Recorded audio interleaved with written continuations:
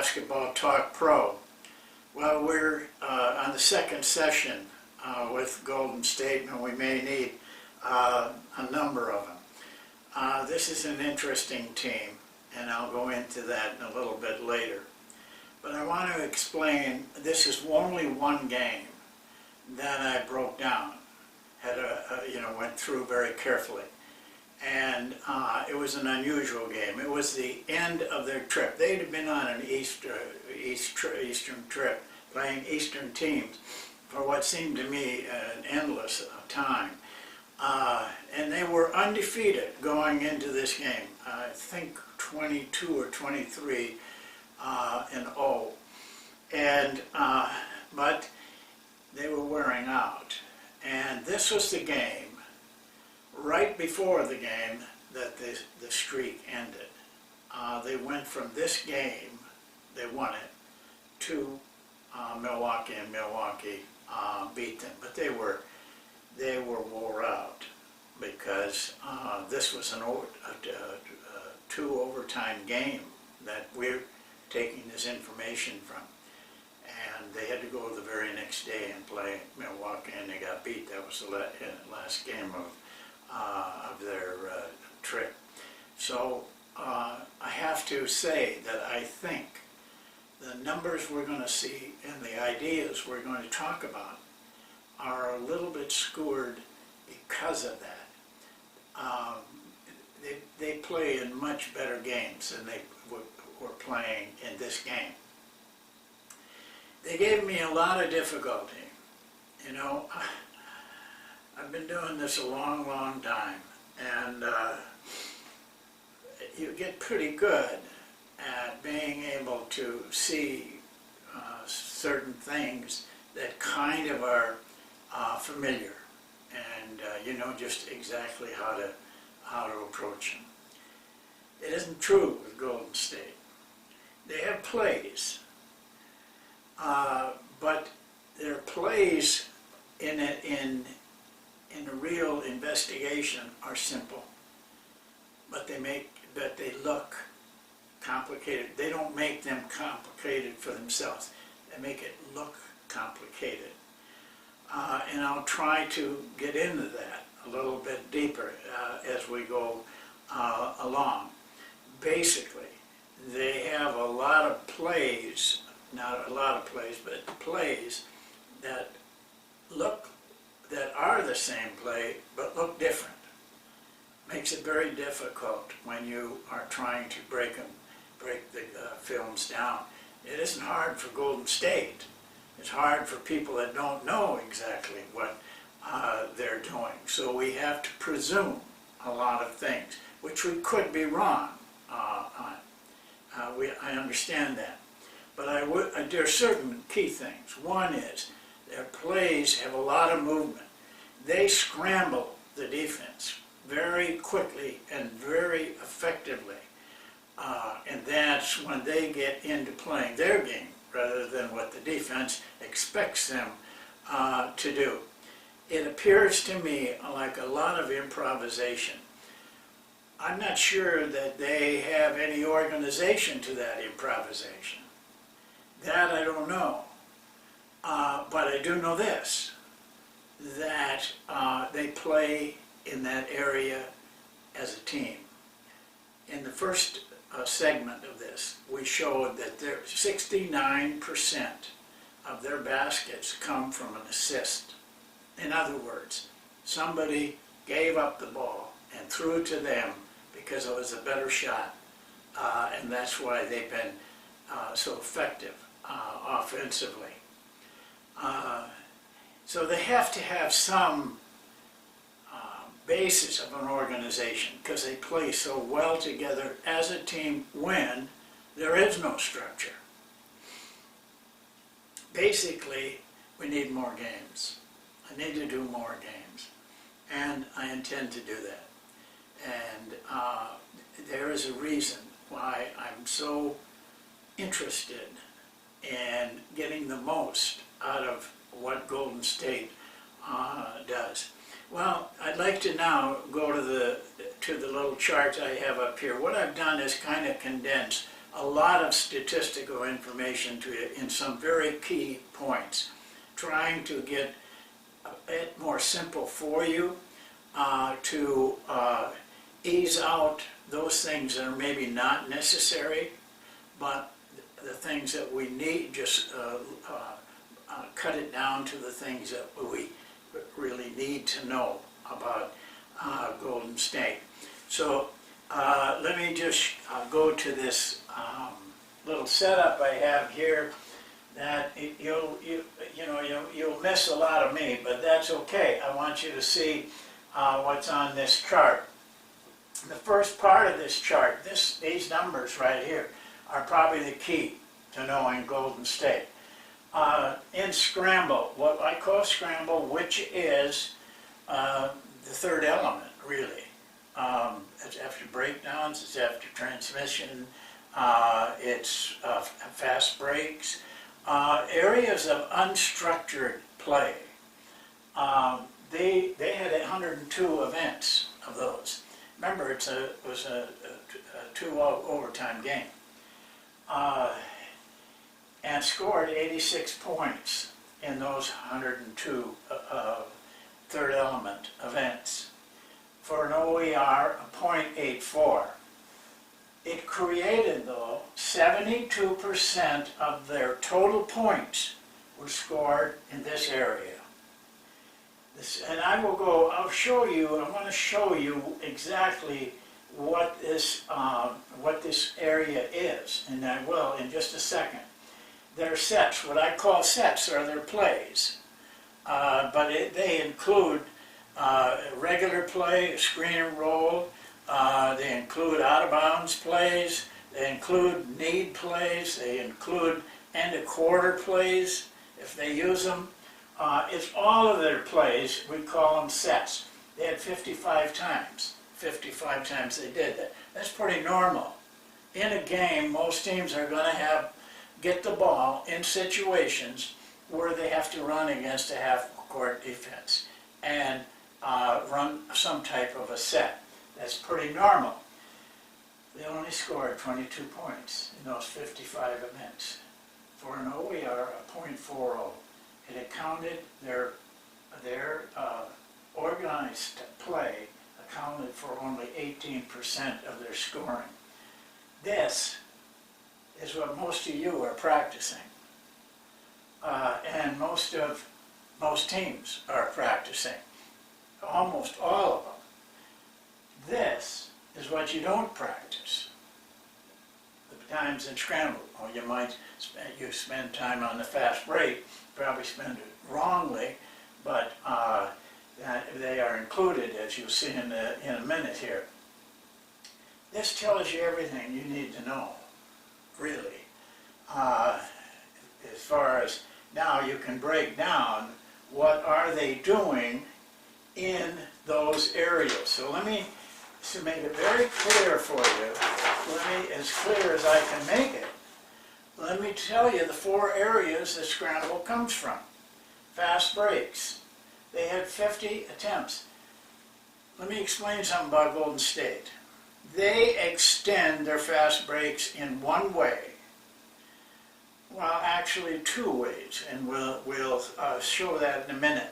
But the main way is that they will, on occasion, not all the time, but on occasion, take the ball out of the basket when it's a made and really almost fast break down the floor.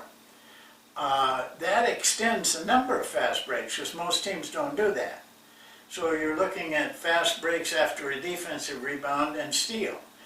But with Golden State, you also have to consider those times that they push really hard. It's really as close to a fast break as you want to get. I don't know how they decide to do that. I got a feeling the players decide on their own.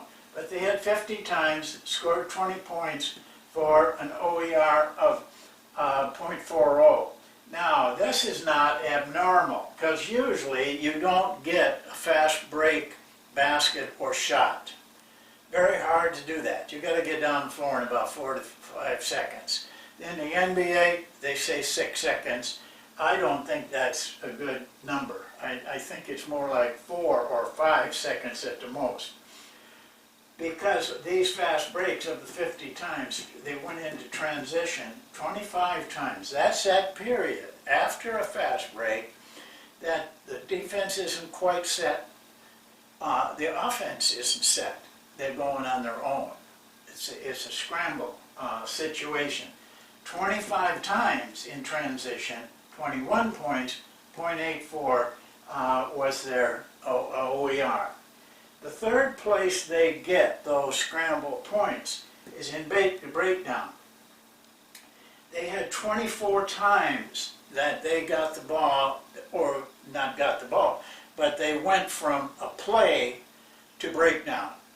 24 times, 19 points, .79.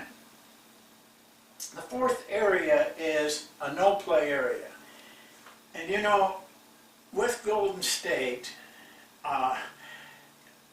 you almost end up putting maybe more into that no-play area than is really there, because they will start a play and be into breakdown so quickly that you don't know whether it really was a play. It takes many times of seeing the team. In 3-4 games, though, we'll get all that cleared up. So that's the 4 areas that they scored 72% of their points. As I got the chart up here, I want to make a point to you. Their plays, now I'm talking about their plays, had a breakdown. 43% of the time their plays broke down. Now that I'm pretty sure I'm accurate on. I have a sense of knowing when the play really ends and when they're going on their own. So 43% of the time. In my opinion, much like I think myself, I don't really care if the play breaks down, and I don't think they really care if the play breaks down. Because they're better when it does break down than when they're running the play. So that's a very high number, by the way.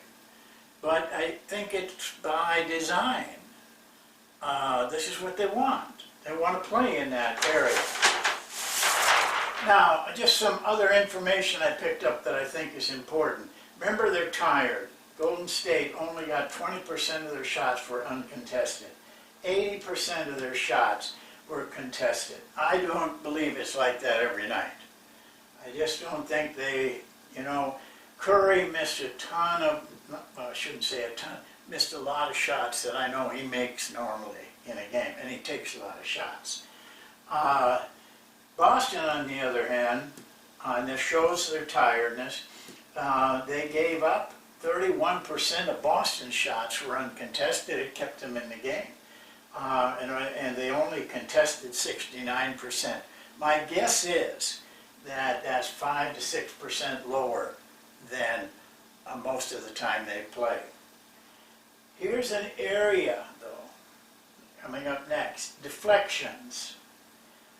We had a study on it.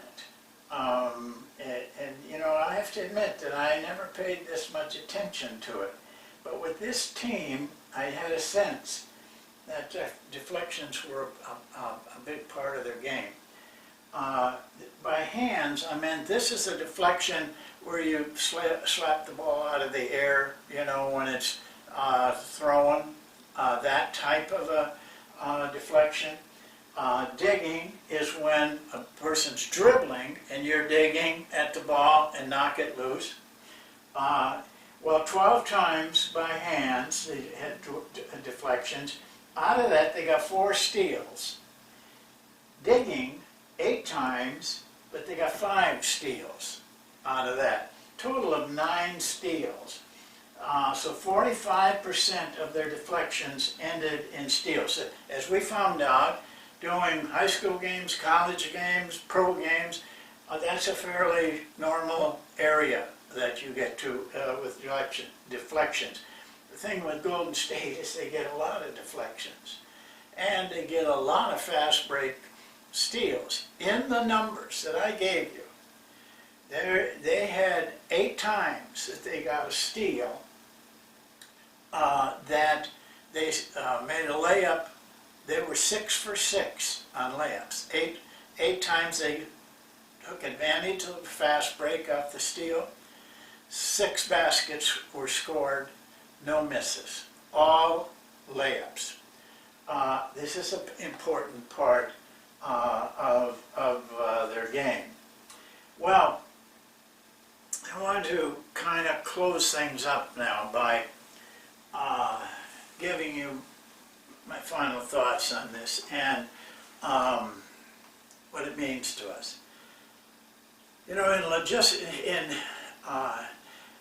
thinking, you know, logically, there should be a premise, and then you try to prove that premise right or wrong. It's my premise with Golden State that they run very good plays, but they have a lot of opportunity for freedom off of those plays. And so it looks like it's a different play. I think they rely on the full court and the breakdowns. They're very good at going into those areas.